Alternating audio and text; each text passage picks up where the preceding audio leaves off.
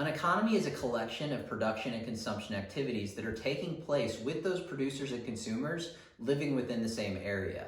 Now, in order for an economy to exist, we need to answer three absolutely critical questions. And those questions are, what should be produced? How should we produce those products? And then who's going to get what once they're done?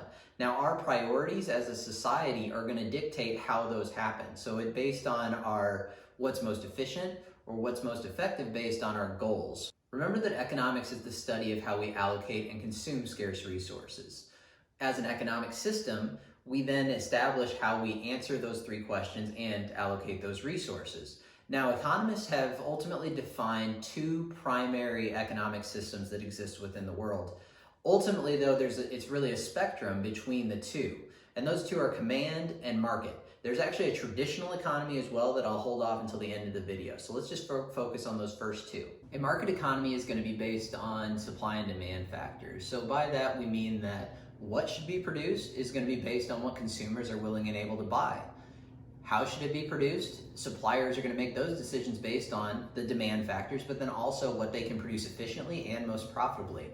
And then finally, who's going to get what? Again, we're going back to those factors of who's going to be willing and able to buy it. If you're willing and able to buy it, then you're going to be a consumer of that product. The pros of a market economy are going to be mainly based around efficiency. We can produce high quality products under this because there's a lot of competition to get the consumers to buy from one supplier over another.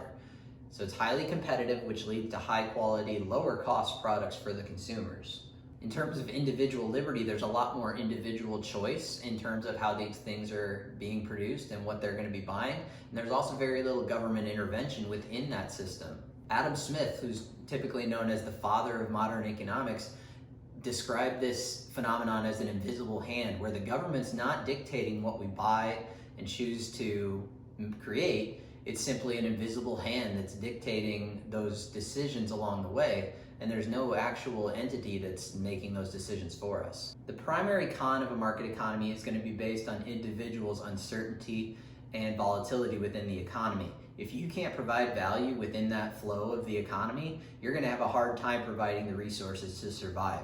Another con would be based around goods that might be underproduced, given that they are desirable from society, but not profitable enough for companies to produce them. On the other end of the spectrum, we have the command economy. And a command economy is going to be one based on a central decision-making authority, usually a government, making the decisions of what should be produced, how should they be produced, and then who's going to get what. The good thing about this is that you're going to be able to rapidly change the goal and direction of the economy because you have that central decision-making body. And the other thing is that typically they have the resources in place to be able to better provide for the individual needs of their citizens. However, on the cons end, it kind of relates there because typically they don't in practice. They are going to underproduce goods that people want. They're going to overproduce things that they don't really want. And they're not going to be able to best meet the needs efficiently. The other con is based on the incentives that are provided. Individuals really have no incentive to provide a better way of doing things, a more efficient way of doing things, because their needs are provided for them by the government.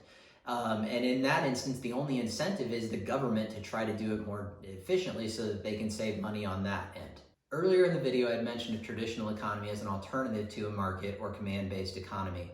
Now, a traditional economy is going to be one based on tradition, one based on custom, habits, rituals that have been passed down from generation to generation. The reason we don't talk about this as much is that it really affects a very small percentage of the population, and there's no modern country that's actually practicing this economy as a whole.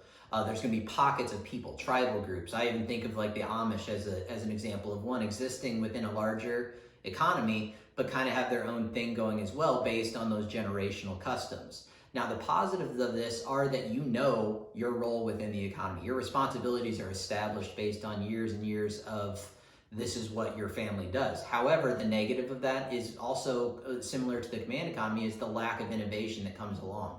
The economy is going to be stagnant because there's no growth within it, where everyone's doing the same thing constantly. As a final note before we close out, I want to emphasize that when we're looking at economic systems, we're never going to find true command, true market, even true traditional economies. There's always going to be a mix of those things happening.